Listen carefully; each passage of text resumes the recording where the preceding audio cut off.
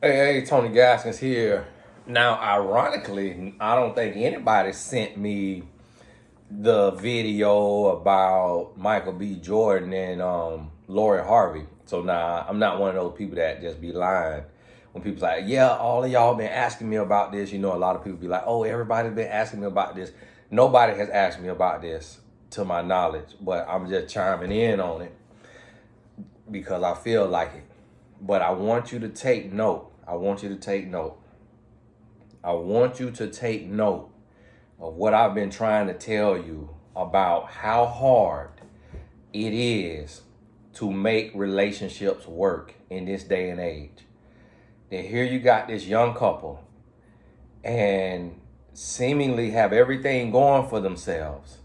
They got the looks, they got the body, they got the money, they got the access.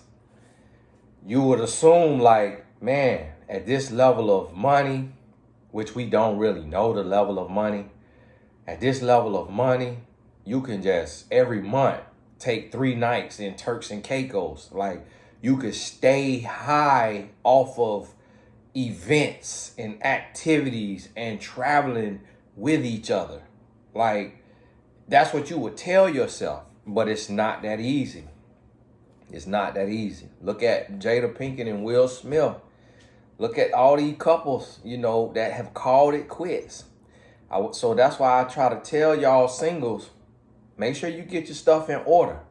Make sure you taking your time. Make sure that you are doing the work. Make sure that you understand what self-love is, and make sure that you come down to reality. You got to come down to reality. Everybody boo-boo stank. Everybody have issues. Everybody have quirks and things about them that is going to make you throw up in your mouth. Like, nobody is going to be perfect. What God has not done is make a second perfect human being. And you don't want to be, because the first one had to die for you. The first one had to die for you. You don't even want perfection, because you got to take up for everybody else if you perfect. So listen to me. Now, when it comes to Michael B. Jordan and Lori Harvey, which I tell y'all, I normally don't speak names, but if I don't know the people, I'll say their name because I don't know them. And if I feel like I may never know them, then I'll say their name. But a lot of times I don't speak names because I might know the person or know the person next to them, or might don't know them. I feel like I could know them. So that's a little secret.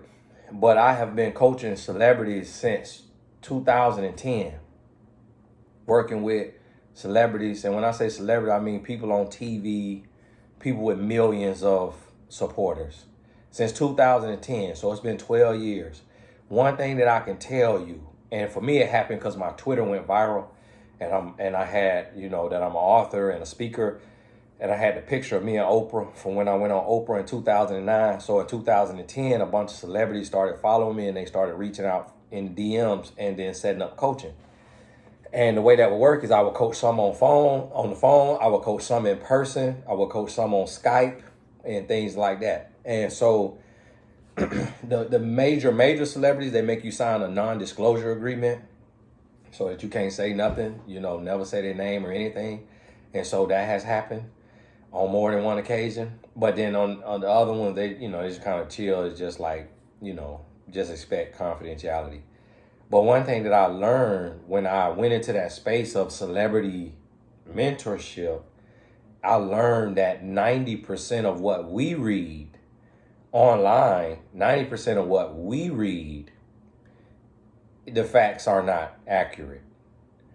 From me being behind the scenes and being able to get the story from the horse's mouth, I learned that we are being deceived. Because it's like this right here. You got to think about it. Knowing how the media is, how much of your business are you going to tell? Knowing that millions of dollars could be on the line, how much of your business are you going to tell? If you're the one that's leaking the story. the people around you, the sources, the close sources, knowing that you are their meal ticket, how much are they going to tell? So everything that get out of there, a lot of times it's just these people for clickbait to make money. They add on to the story. It's like the stories is saying that he wanted to be married and she didn't want it and she not ready. It's like you got to take it with a grain of salt. It could be the truth, but you got to take it with a grain of salt. And we can't do no deep analysis off of it because it could be completely wrong. It could be completely wrong because, for one,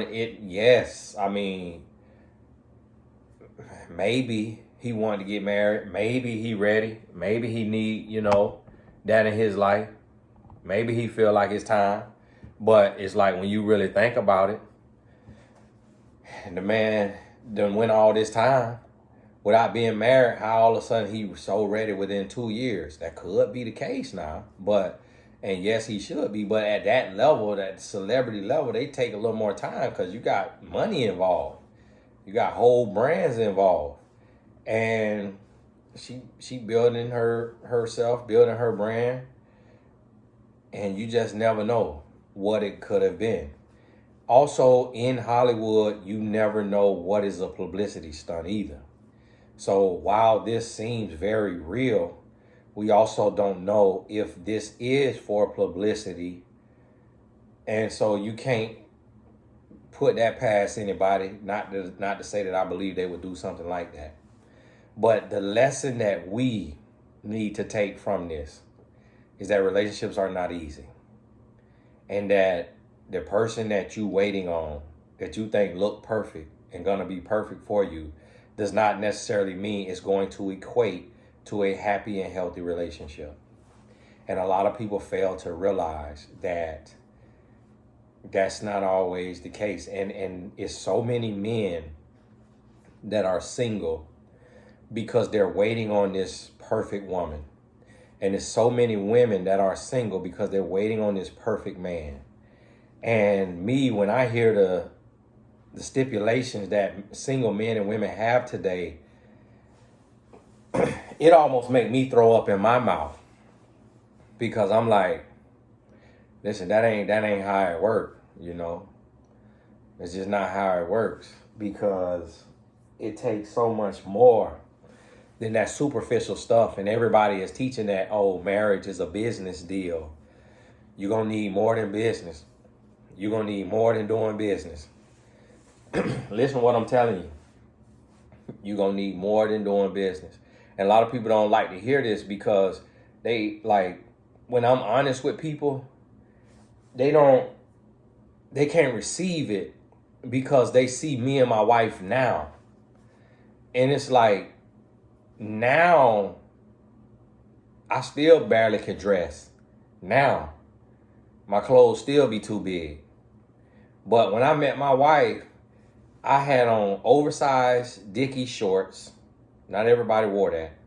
I had on the G-Unit tank top. You remember G-Unit, what 50 Cent used to wear with the little strap right there, the little thick strap on your shoulder, but you could see all this right here and all your arm because I was real cut up.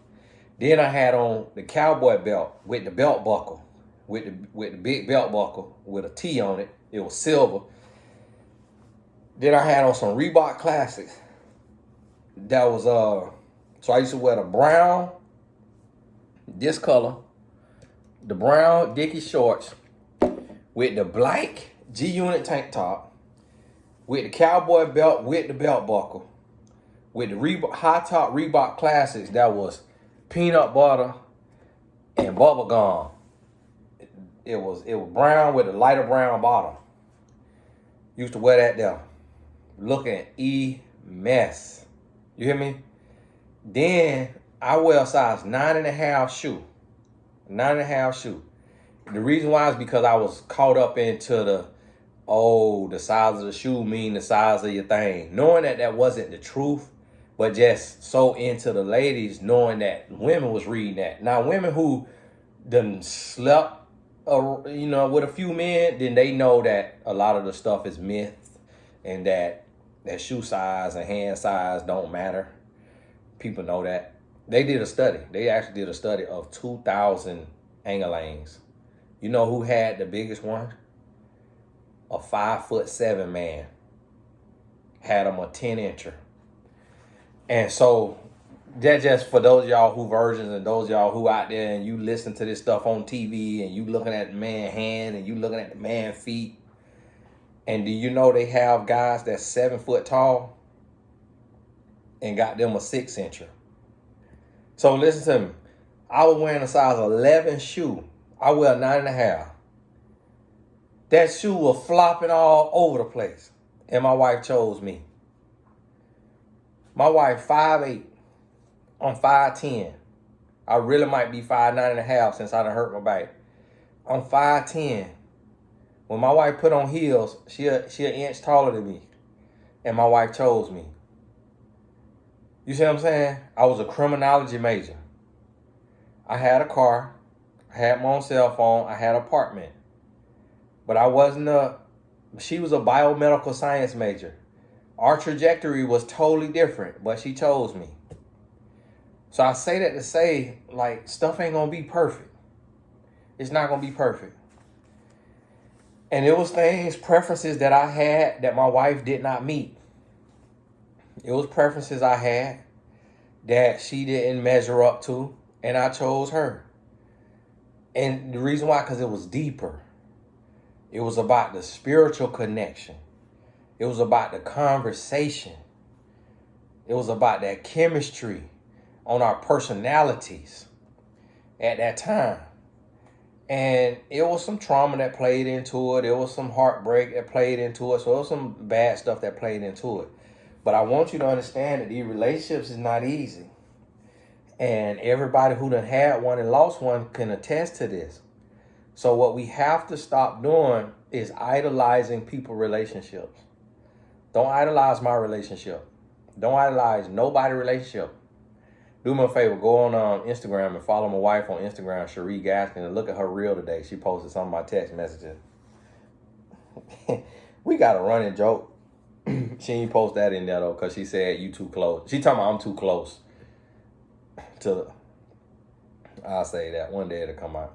We had a little inside joke that we got that she ain't post. But she was like, boy, if I would have posted that one. I'm like, man. But she posted a thing, a little reel. She doing little reels and stuff now. So she trying to come out of her shell and show more of herself and be more, public. So y'all support on that there. You ain't got to DM and all that now, but I mean, you can if you want to. But don't tell I sent you, though. Don't tell I sent you. Just go follow on Instagram.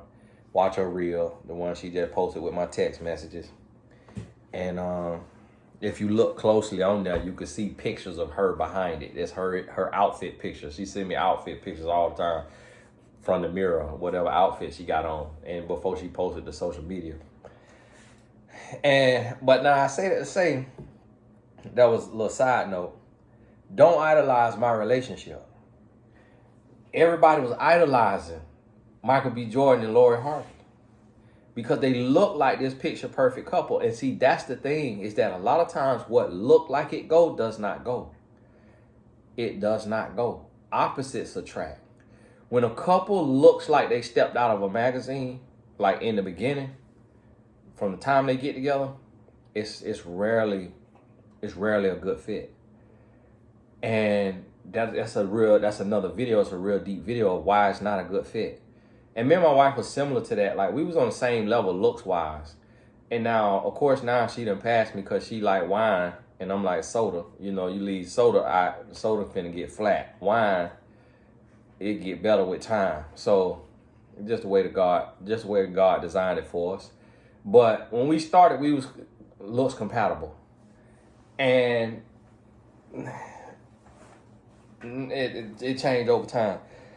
So, but we still look compatible. It ain't like I look like the bottom of a shoe, and and she just gorgeous. She gorgeous, but I take care of myself too. So we close enough, but we out the mud. She didn't get with me.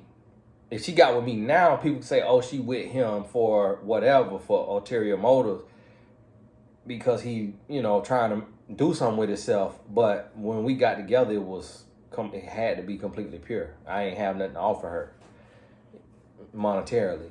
And so I say that to say, we idolize couples and not even realizing what is the makeup of a good couple and what it really takes to work.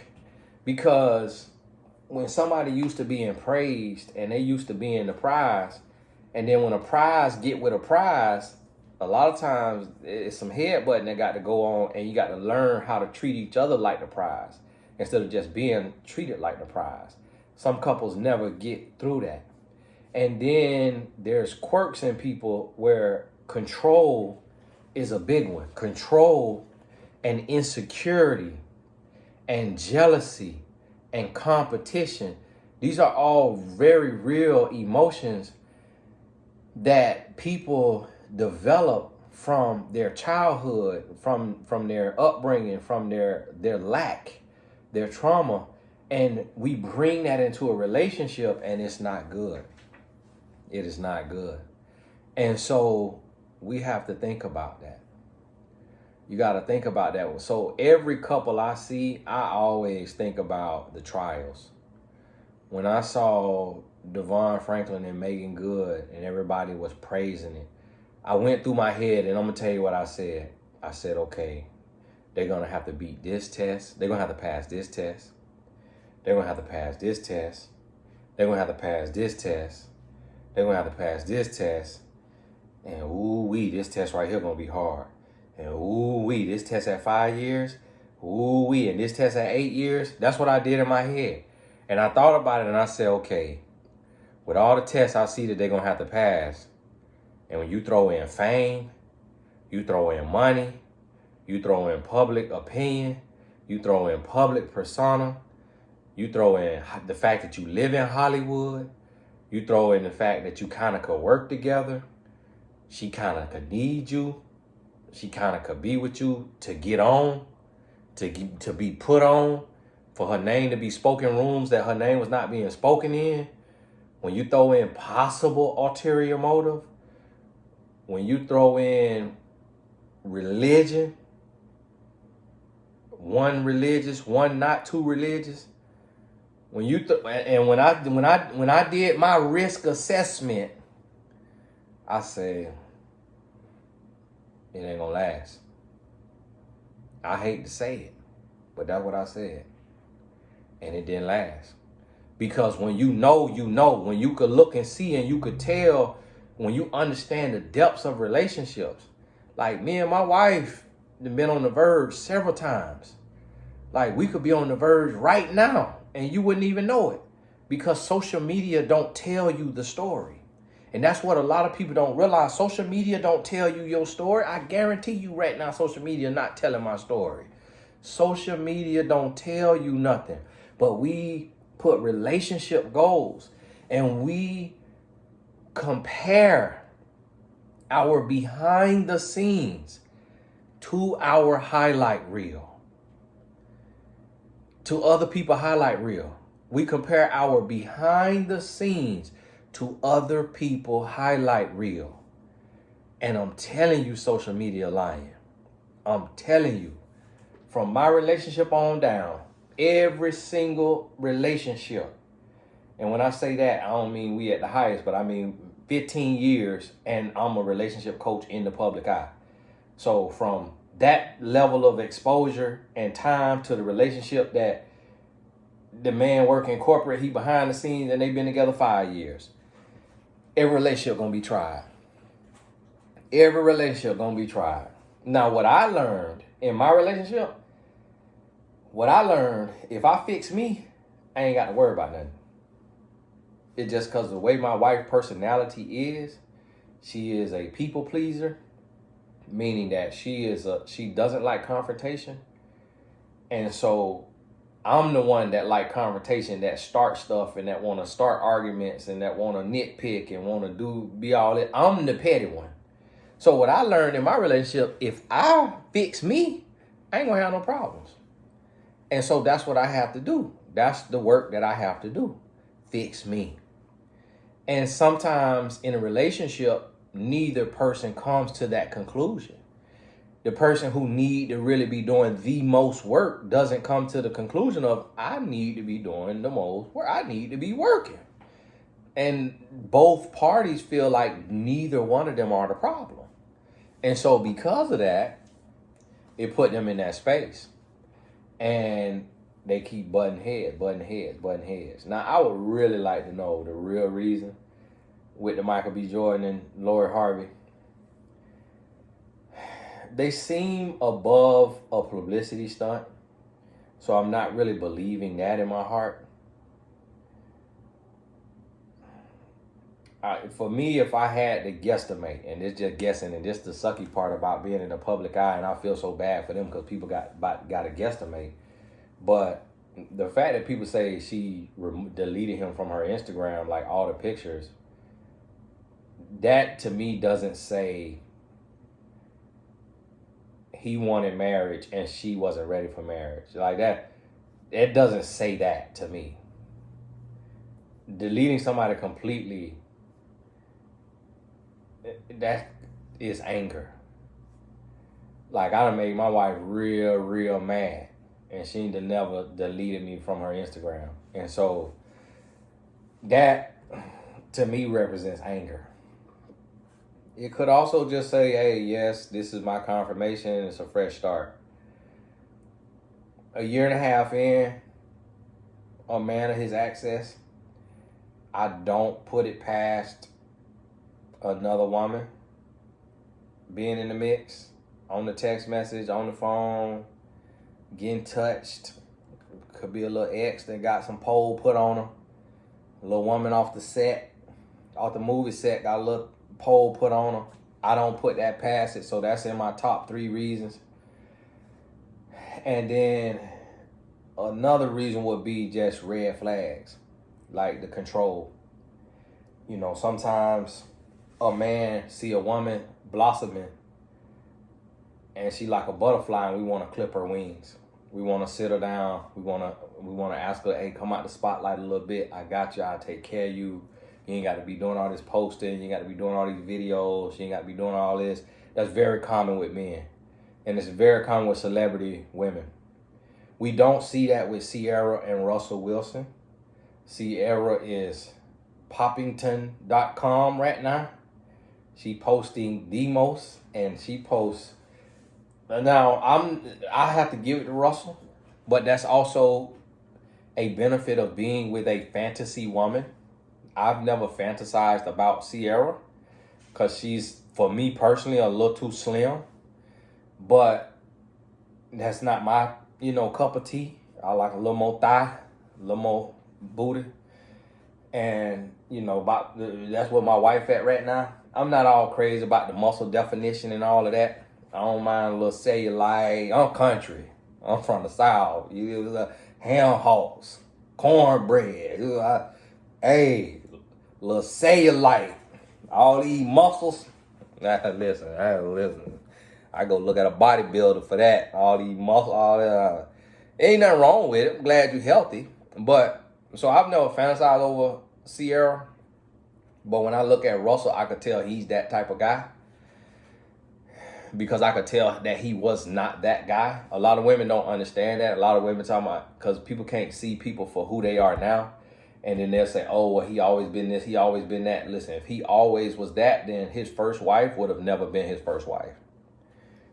That would have never been his first wife if he was always that guy. But women can't see men like that. Y'all see us for who we are today. And so, but when I look at Sierra posts, it make me uncomfortable. As a husband, I'm like, ooh, boy. Ooh, just because we know how men are. And we know what them pictures being used for by 90% of men. And we know, and it ain't her fault, but it's just like as a man being territorial, that immature side of us. So Russell, I have to commend him. He is on a whole nother level of maturity than me, than your average man. And I'm trying to get there. Because my wife, she going to be posting her stuff and stuff like that. Now, I don't know. A lot of stuff is genetics. When you look at Sierra build, you can tell that she worked out a lot. But you also can tell that because of her height and her build and how she was built when she was singing, when she didn't have muscle definition, she just was really slender. you could tell that it's a part of that is genetics. And then you could tell the people who it may not be genetics, but they doing a crazy, insane amount of work. Like when you look at Harvey and you look at some of her older pictures, she kind of had meaty thighs and like not a lot of definition around that knee area. And so that thigh to that knee kind of tell you how a person built. And so she had meatier thighs, but now she got abs. That's when you know that that's hard work. Where some people genetics, and I talked to a woman before with abs online. Can't remember her name, and I said, be honest with me, because she was selling, diet programs and workout programs and all of this, and I said, be honest with me. Is your body more so from working out or from genetics? And she said genetics. And I realized that because I eat terrible. Like I eat Popeye's chicken, I eat pizza. But when you look at me, I don't look like a Popeye's chicken and pizza type of build. Like I don't necessarily have I don't have like a pot belly and stuff like that because it's my genetics. Now my parents, they big now, they got weight on them now.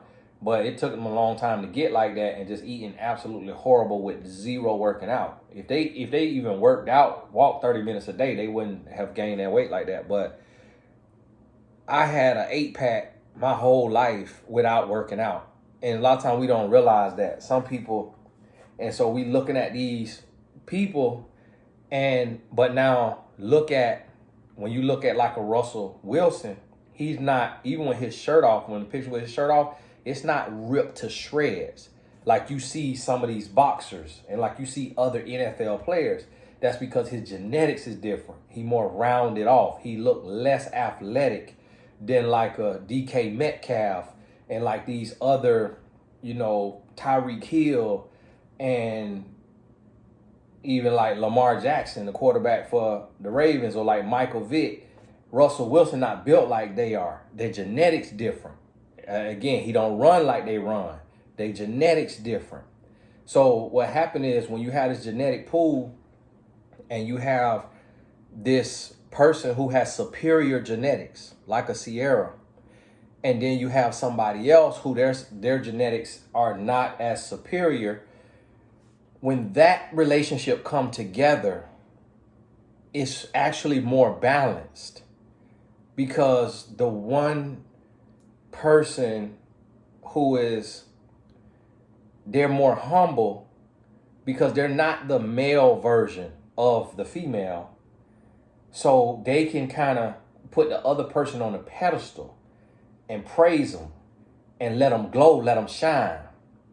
And then the person who has the superior genetics, this getting too deep for a lot of people. A lot of people don't understand this. A lot of people want to argue with this.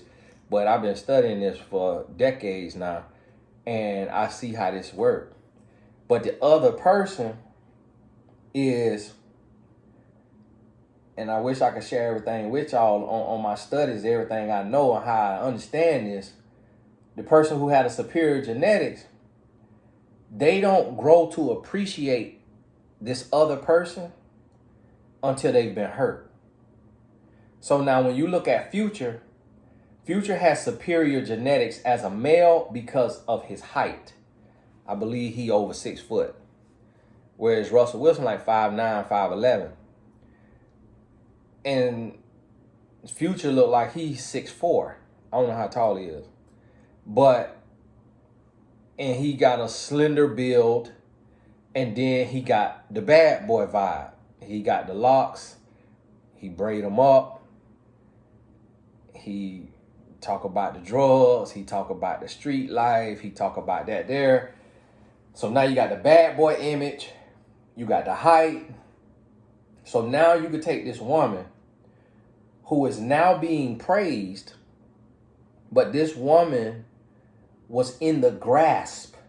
Like this woman was at a place that she was okay to have a child with this guy who was quote unquote a bad guy, a terrible guy. How is that so?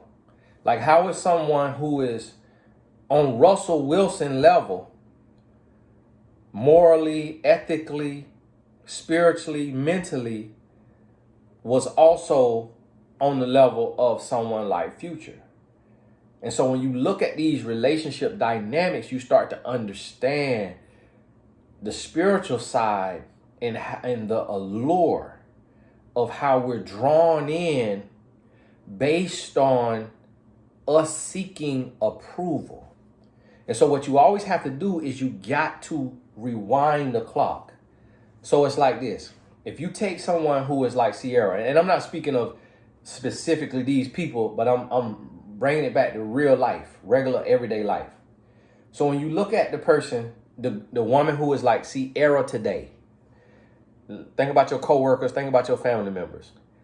They tall for a woman, meaning not 5'3", not 5'4". I think she's like 5'7" or 5'8", right? Tall for a woman, fit, very fit, and got good features. Meaning everything is proportionate based on America's beauty standards. Meaning, her nose not wide set, because America typically want to get a little pick a slender nose for their marketing campaigns, for their movies. They want a more slender nose, medium-sized lips, cheekbones. Eyes sit the right distance apart. They not too far apart. They not too close. They not too low. They not too high.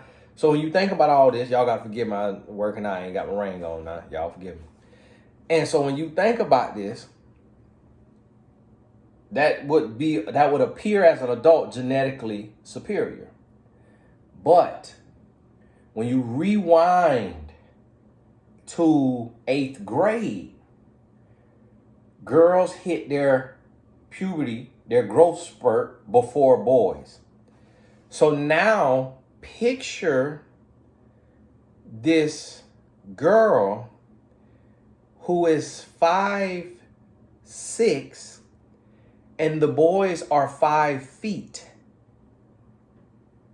And she is very skinny. She's not rich. She maybe have black knees because she's athletic, basketball, track.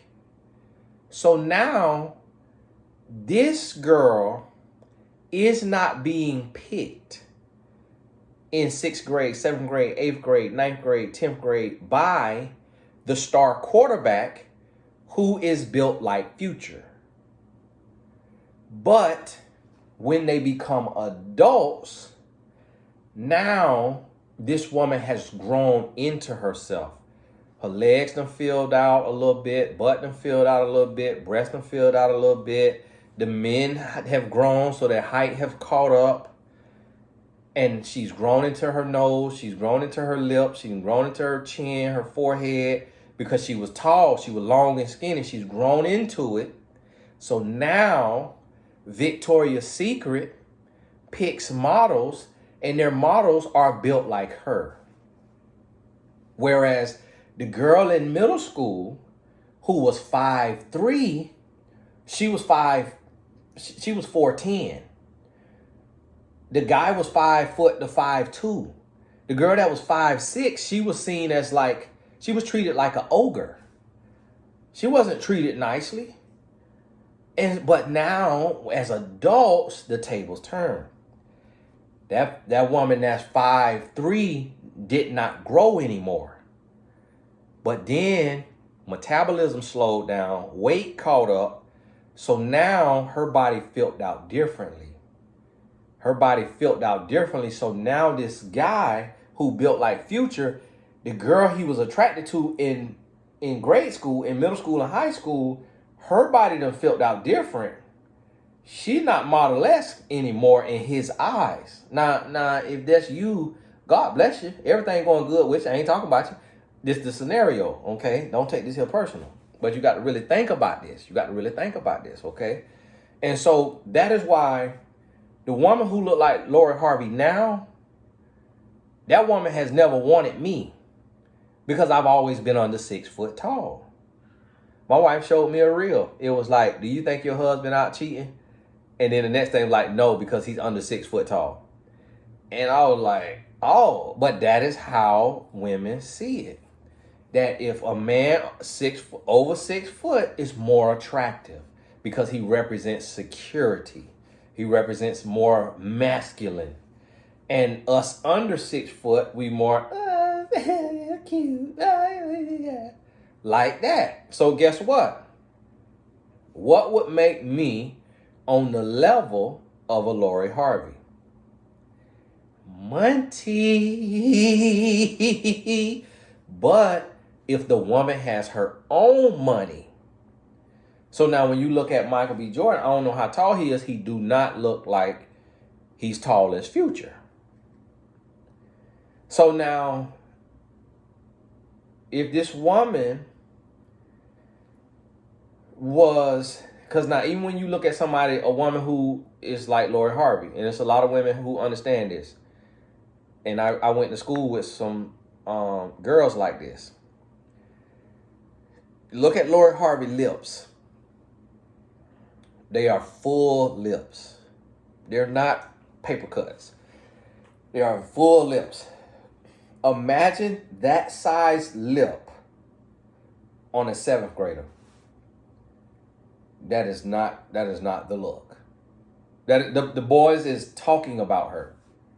They picking on her. Imagine her face, like her head, the size of her head on a 7th grade body. That is not the look in the 7th grade. Now, as an adult, you grow into that nose. You grow into them lips. You grow into that head. You grow into that. But in the 7th grade, you look like Penny Proud from the Proud family.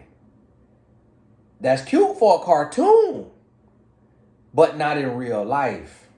Them girls was getting picked on. They was getting picked on. I went to school with some of them. Hey, she got suit coolers. Hey, come here, cool my suit down. Hey, come here, cool my suit down. They was getting picked on. Hey, you know we learned about Nostradamus. Hey, she knows Stradamus. They was getting picked on. And so, but then as an adult, think about how this look. The people who was the best looking in high school, a lot of them turned out to be the worst looking as adults.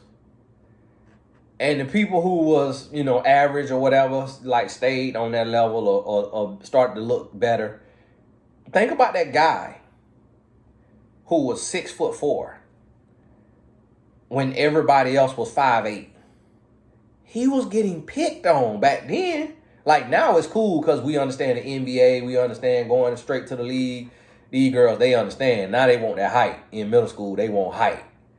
But back in the day, that wasn't their style. That was daddy long. They would call daddy long legs, stilts, grasshopper. Like they was picked on if you was built like Kevin Durant. But now today it's in style because we know that represents millions of dollars in whatever industry you go into. That height is going to serve you because it represents power and status and strength and all of this stuff. I read an article about taller women making more money than shorter women because their stature represents like dominance. It represents power. It represents leadership. Height is with leadership. If you notice, some of the people in the Bible will say head and shoulder above people. I don't know if that was David or Solomon. Say it was head and shoulder above the rest. So it represents strength and power. And so this is what you got to understand. So now when you that's why these relationships, you have to go back. So actually, Lori Harvey and Michael B. Jordan are very looks compatible. They really looks compatible. But the thing is, if Michael B. Jordan is 5'10" or 5'11", and if him being, let's say he under 6 foot, or maybe he's 6'1", 6'2", I don't know, but he don't look that tall. But let's say that before he became voted world's sexiest man, let's look at his lips, look at his nose. Let's say he had real big lips and a big nose. in the 8th grade. And that traumatized him. He was picked on. Let's say he had a big head and a little body. And let's say if that made him insecure.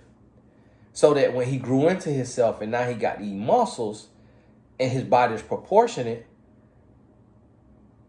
what if these type of men, like myself, because I'm that type of man as well, I used to have a real big head and a little body. Now, I could get some cute girls and then some regular girls, but what that made me is controlling. It made me jealous. It made me toxic because I didn't feel like Mr. It in my mind. Even when I was Mr. It, because I'm number one in football, I didn't feel like Mr. It. So that make you toxic and jealous and controlling. And now if you get this young lady who was overlooked and now she grow into this beautiful swan and you come in as a man and you controlling and you toxic, she gonna be like, oh no, I ain't wait all this time to get beautiful and now to be under your thumb and to be controlled. Absolutely not. To the left, in a box to the left. And she gone. She gone. You hear me? And so that right there is also, so this is what I want y'all to understand when you looking at these relationships. It's typically a struggle either way you look at it, because we either looks compatible and we on the same level, so that means we just button heads until we mature and grow and learn how to love each other. Or it means somebody is being put on a pedestal and the other person is the worshiper. And then eventually that gets tiresome. The worshiper gets tired of worshiping and not receiving any reciprocation. And then the person being worshipped, it goes to their head and they start to feel a sense of dominance and power and control. And they start to look down on their spouse who is worshiping the ground they walk on. And so in both scenarios, it presents a very tough situation that you have to mature and grow and learn to work through. And that's where the work is often avoided. That's where the work is often not understood and not completed, not done. And that's where relationships break down. At that point right there. That's where the relationships break down. So I done seen this over and over in my own life, in all the thousands of clients that I've worked with. And it's sad. You know, it's a sad day. When I saw that Michael and Lori broke up. They look like, to me, honestly, they actually looked more promising to me than Devon and Megan. They looked more compatible to me. They looked more promising.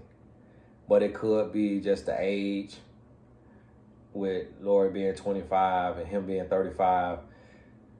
I tell y'all all the time, 10 years apart and up, it's a danger zone. Because you different eras. You see stuff a little different. You're in different places. A 35-year-old is in a totally different place than a 25-year-old. No matter how mature that 25-year-old is or how immature that 35-year-old is, you're in different places. And sometimes that's a different type of music you like. Sometimes it's a different type of clothing you like. Sometimes it's a different type of moving, how you move on social media. It's different. And then how you brought up. Like, Lori is raised by celebrity parents, so her life is more vain. Michael B. Jordan is not raised by celebrity parents, so he's more rooted and grounded in a more normal reality. And he has, for the most part, kept that. He has kept that even as a celebrity. He's kept a normalcy about himself. Whereas Lori, she come from money. She's grown up on private jets, basically. She's grown up in the lap of luxury. So her formative years, the things that built her, it's totally different. So her rooting and her grounding in reality is going to be totally different. Her expectations and what she wants. So a lot of times a man could have money but still be cheap. But a woman who was raised in money is not going to be cheap, and she's going to throw up in her mouth if that man want to have a budget. If he want to penny pinch, if he want to be frugal at all, he's going to throw up in her mouth. My wife did not grow up in money, and she like that now.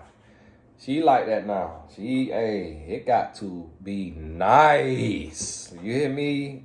It ain't a whole lot of cutting corners, and I can't blame her. I did it. And there's certain things, you make exceptions with, but like she into Abercrombie jeans right now. They're not that expensive compared to her jeans she used to wear that was $250. Now, the Abercrombie jeans like $50 and they fit her better and she like them more than $250. So that's a lesson right there. But I say that to say, I seen it happen. I got a partner who very wealthy, and what he loved about his woman when he met her is she didn't ask him for nothing, and she was very simple. Now, every pair of shoes is $1,000 and up. And he talked to me about that, and he like, man. And he said to me, money changed everybody. So sometimes it could be something like that in a relationship that we don't realize, just that difference of upbringing. And I remember talking to a guy who was a professional athlete. And he said to me, man, I can't be with my child's mother because she doesn't understand money and she's not realistic. He said she earns 6 figures and she spends every dime. He said she have nothing to show for the 6 figures that she earns a year. And he said, I got her a nice Infinity truck, and she went to our car guy and told him she wants a Range Rover. He said, I do not make that kind of money. He said, my career is not guaranteed. He said, I could be done this year or next year, and I want to have money. I want to be able to look at my bank account 5 years from now and still have some money from my playing days. But she do not understand money, and I cannot do it. And that's literally was his reason for breaking up with her. And they had a child together. And so I say that to say sometimes it could just be a difference of foundational beliefs, a difference of a world view that could break a young couple up, or not even young. It's just a difference. And it's conversations that's had like that because we grow apart and we grow differently. We grow in different ways. We do different things.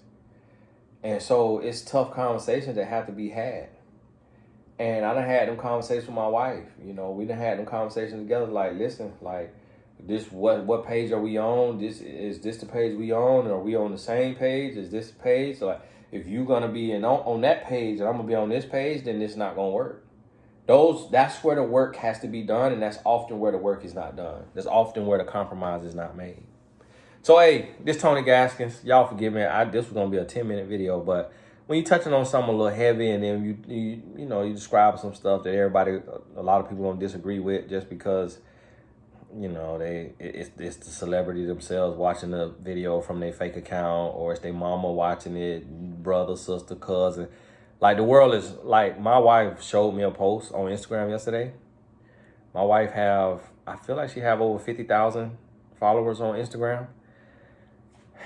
And my wife showed me a post that she bumped into, a travel post.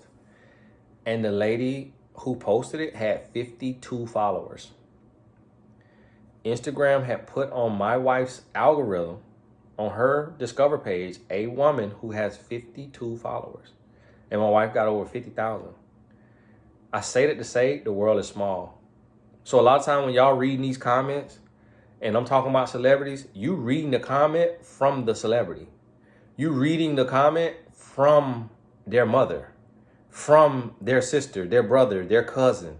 Like, literally, the world, I know every one of them know exactly who I am. They may never reach out to me, may never say anything to me, but they know me because the world is not that big. And that I always notice that. I'm like, if I know somebody online with 9 followers and I got 900,000, then how can I have 3.5 million followers online and somebody with 30 million not know who I am in my demographic? Now, I don't expect Amber Heard to know who I am, but she could, because a quote could just travel and she could be on Instagram and one of my quotes just pop up on her feed. And she's like, oh, who is Tony Gaston Jr.? And then she Googled me because, like, I like this quote. Well, do we have other quotes? Who is Tony Gaston Jr.? And Amber Heard could know exactly who I am. So I said it to say sometimes that's why I have to do a little further explaining, because you're talking about human beings. These are human beings. So when I'm talking about Sierra and I'm using her as an example, and I'm talking about Russell and I'm using him as an example, these are human beings. And I have to think about if this was me and somebody talking about me, certain things, certain parts of what I say, it's going to hurt. It's gonna hurt. If somebody say, well, you know, Tony got a big head, so he looked like when he was little, he used to get picked on with his big head, they would not be lying. My cousin used to say to me, hey, Tony, you need to turn on the turn signal before you look left or right. Hey, Tony, man, if you look at the ground, you're going to fall over. Hey, Tony, boy, your head so big, you don't have dreams, you have movies. But ironically, that was my cousin. It actually did not bother me that much. It actually did not bother me at all. I ain't gonna be lying to you. I thank God. God gave me a sense of confidence. But now I'm more sensitive as an adult. My son was picking on one of my spoken word that I did on my album Greatness that's on iTunes. I do spoken word, and I got one called Eagles and Turkeys. And one line, they say, do you want to be a winner or do you want to be dinner? My son was picking on me about that, talking about how terrible that is, and my wife falling over laughing. My feelings was hurt. It kept me up that night. I think I cried that night. Not literally, but I might have shed a tear. Like, I was hurt. Like, man, you talking about my art, man. This, man, why y'all ain't tell me that? If y'all thought it was stupid, y'all should have told me. I wouldn't have put it out there. Y'all got my hair like this. I was up there. I should take it down. I'm going to take it down. I was online trying to delete it because of what my 15-year-old said. Probably joking, but that just kind of show you how words are. So that's why when I'm doing these videos, I have to try to tread lightly, and I got to kind of come correct and not be too jokey and not be too, outlandish, because these humans we talking about. And that's why I say, like, when y'all in the comments, be mindful of that. Like, if you see a real nasty comment, flag it. Because YouTube might remove it, because these humans, they gonna search, they human, they gonna search their name on YouTube and they gonna watch these videos. And if they money already made. It's like when Mike was in Creed 2, he got the check. He don't have to go to work to make money. So he got all day long. All he have to do in his day is work out. And if he doing a rehearsal or acting class, or if he's shooting an actual movie. But if he not shooting no movie, he got 24 hours in the day. So he could turn this on and be working out, be riding around the city, be at his house, and got this on the Sonos. And he just letting it play and just listening to it. It's like, let me hear what this guy got to say. He got a following. He got my name in his mouth. Let me hear what he got to say. Let me see if he right or wrong. You see what I'm saying? These is humans. So I'm guaranteeing y'all, when you in the comment, eventually Michael B. Jordan gonna be in these comments looking at you. Laura Harvey gonna be in these comments looking at you. And the reason why I say that is because I have built a brand online with 3.5 million people, and you would be surprised what I see online.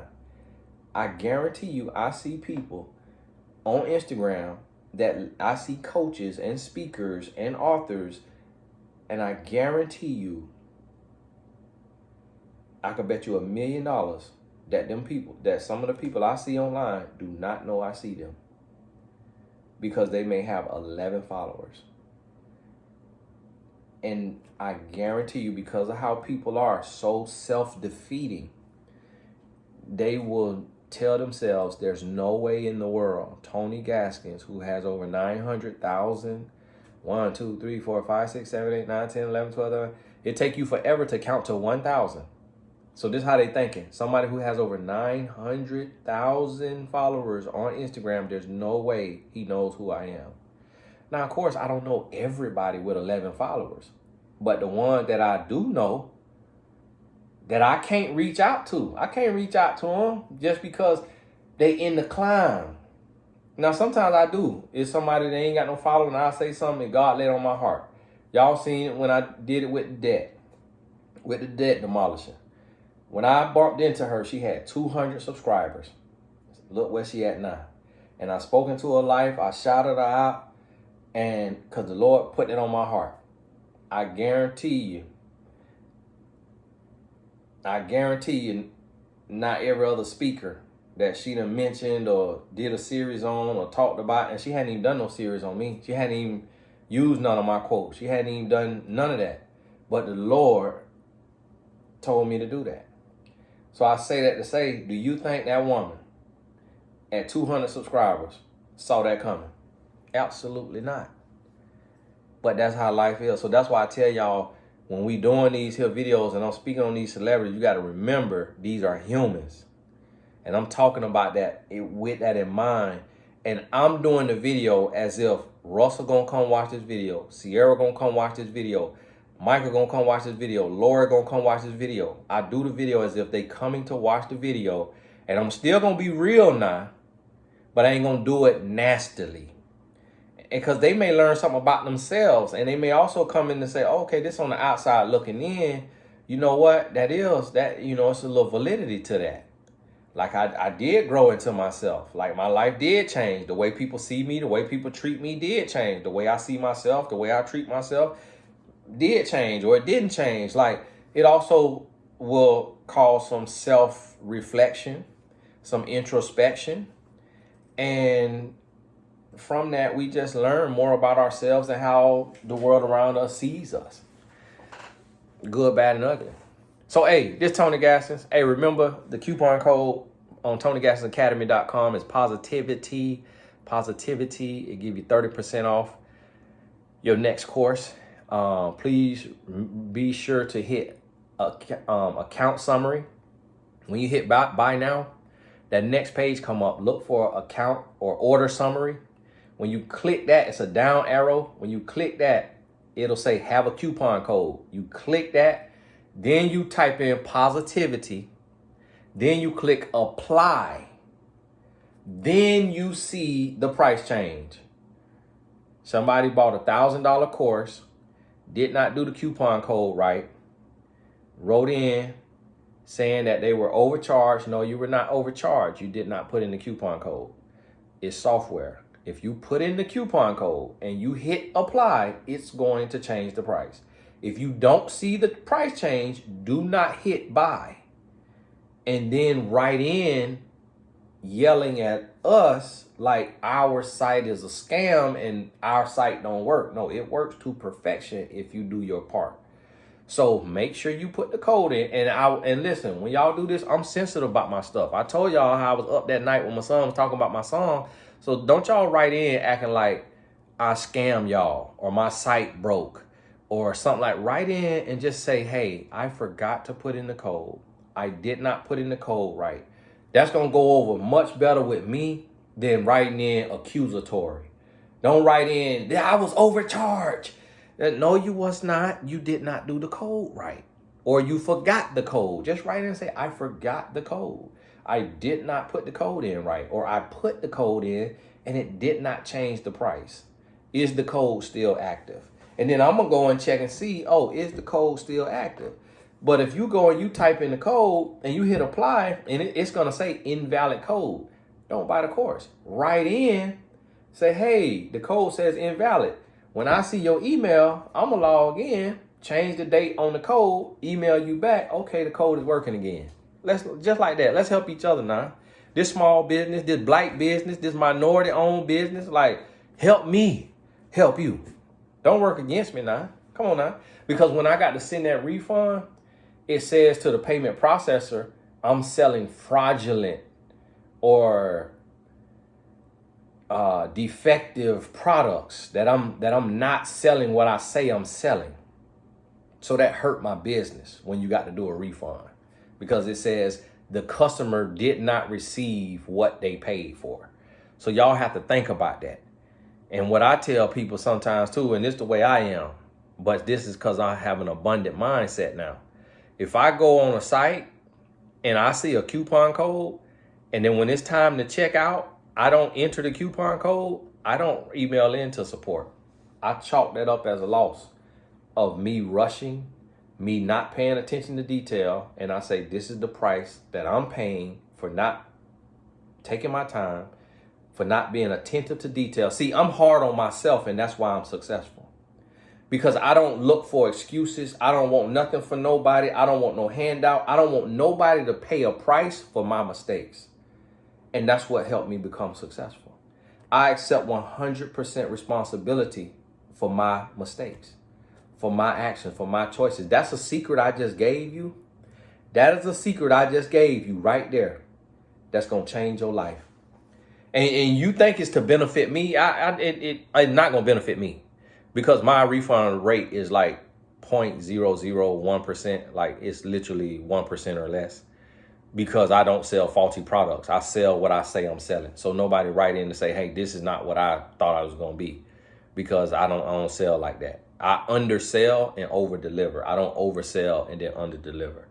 And so therefore I don't have a high refund rate. Some people who sell the way people teach you to sell today, their refund rate is like 10 to 50%, because they overselling and under delivering. I do the opposite, and I do it intentionally and on purpose.